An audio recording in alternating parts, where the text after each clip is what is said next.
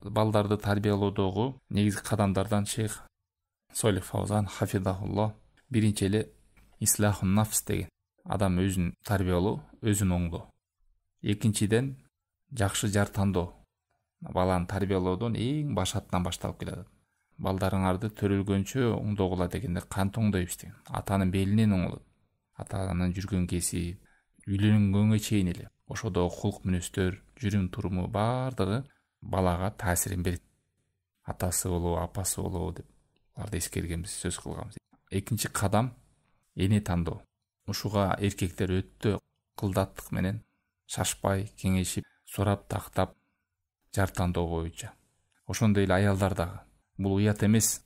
Аялдар дагы эр тандашы, издеши, атасы аркылуу, агасы аркылуу сураштыруу, же баланча ушундай жакшылык менен таанылган болсо, өзүн сунуштоо. Хадиже энебиз пайгамбар саллаллаху алейхи вассаламга өзүн сунуштагандай эле. Ал өзүнүн бактысына, келечегине болгон умтулуусу. Үчүнчүдөн үйлөнгөн күнүндө эркек адамдын дуа кылуусу. Пайгамбар саллаллаху алейхи вассаламдан келгендеги сунна дагы. Жана жыныстык катнашка барганда дагы шайтандан сактанып, Аллахтын атын эскерип, ошол дуадан кайдыгерде капилетте болбосу. Эгерде боюна бүтүп кала турган болсо, зикир айтыла турган болсо, шайтандан бала сакталат. Табиятына таасир берет деп эскергенбиз. Шайтан толугу менен азырып кое албайт, бирок ага үстөмдүк кыла албайт. Төртүнчүдөн эненин боюнда жүргөн кезде ошол эне өзгөчө көңүл буруу. Адеп ахлагын оңдоо, жакшы амалдарды кылуу, көп зикир, көп дуада, жакшы абалда жүрүү, ачууланбашы, жаман нерселерди укпашы, ызы-чуу конфликттерден алыс болуусу, ошонун баардыгы балага таасирин берет.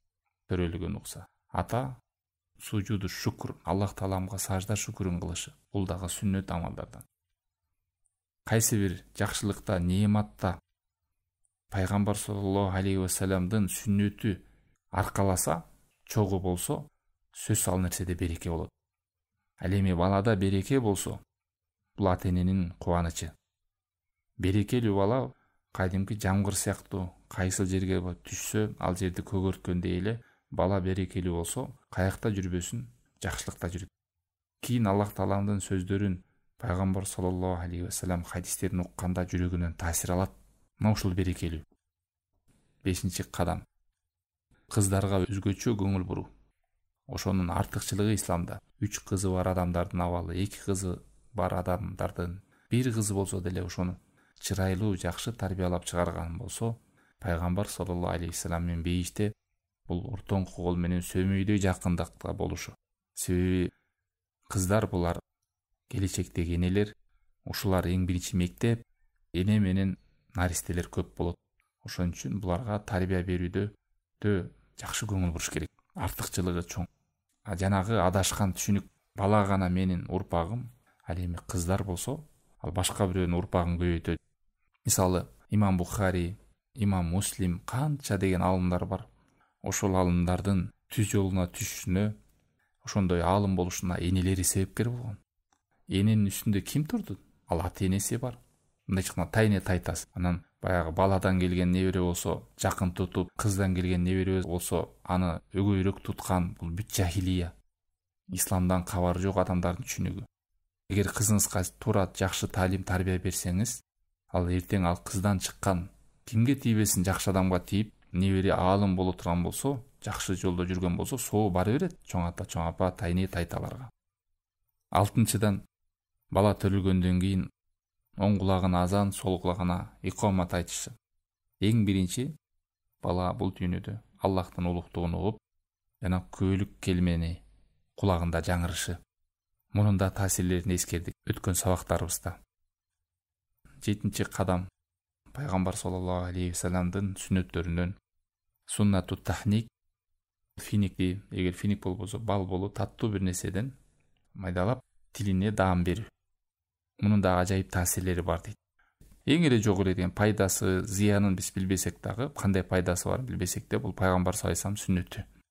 Пайгамбар саллаллаху алейхи вассалам сүннөтүндө эч жакта зыян жок. Бүт жакшылык пайгамбар саллаллаху алейхи вассаламды ээрчүүдө.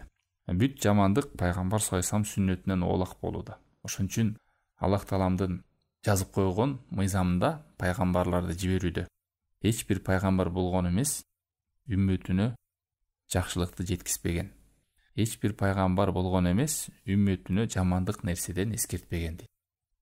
Бул пайгамбар сойсан жана пайгамбарлардын адаттарынан.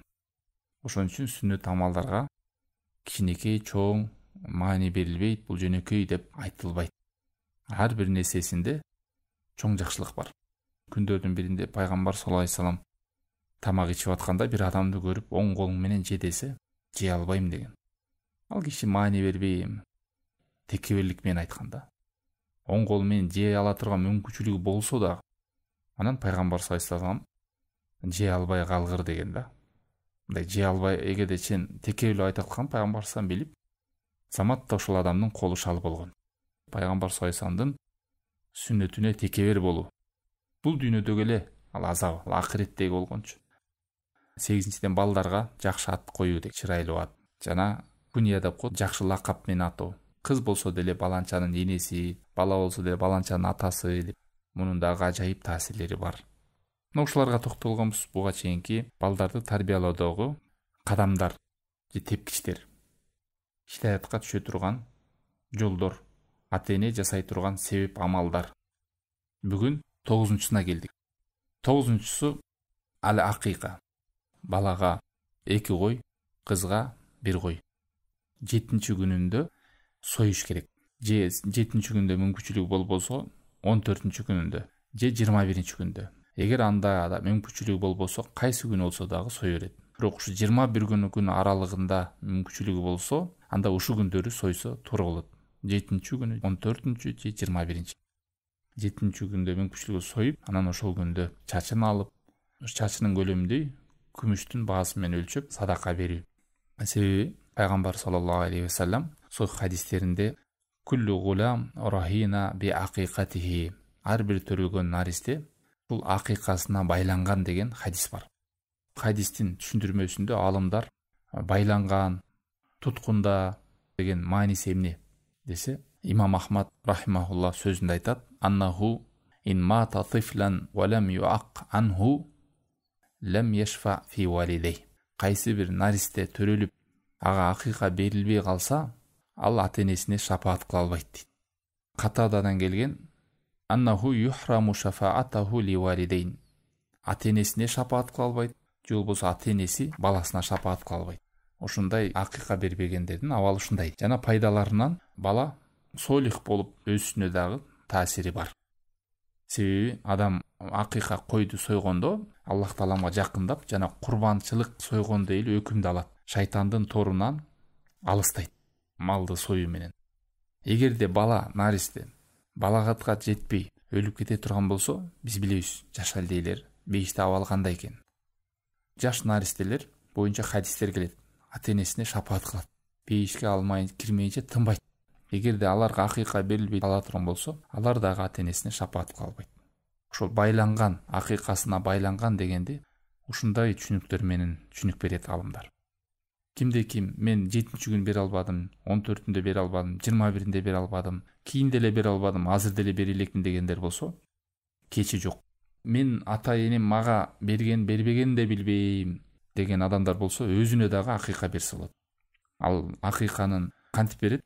Койду союп, бир бөлүгүн өзү жеп, бир бөлүгүн туугандарга, бир бөлүгүн кадимки жана курбанчылык сойгондой эле өкүмдөгүдөй таркатып салат. Кереген багалдарга. Ошондо ниет кылып, Аллах Тааламдан дуа кылып, алымдар айтат, бул акыйка союу менен балага ажайып таасирлери бар. Жана Аллах Тааламга болгон ушул берген неаматына шүгүрчүлүк бар. Курбанчылык кылып, акчасын кедейкен балдарга берип, ошондой эле союлган малдын эттери эч кимге сатылбаш керек. Териси болобу, ич агарын болобу, башы болобу, бардыгы таркатылыш керек. Бир бөлүгү желип, бир бөлүгү туугандарга берилип, ошондо да кедейкен багалдарына, анан калганын алыскы кедейкен балдар таркап салуу. Курбанчылыктын өкүмдөй дегени ошол кой келгенде, койду тапканда сынык, чолок, оорулуу же көз сокур же кулагы кесилген ошондойлор болбош керек деген сөз. Жакшы абалда сатпаш керек тери берисин.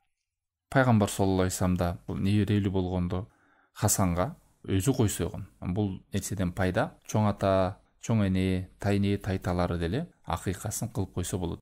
ошол деле өтө берет.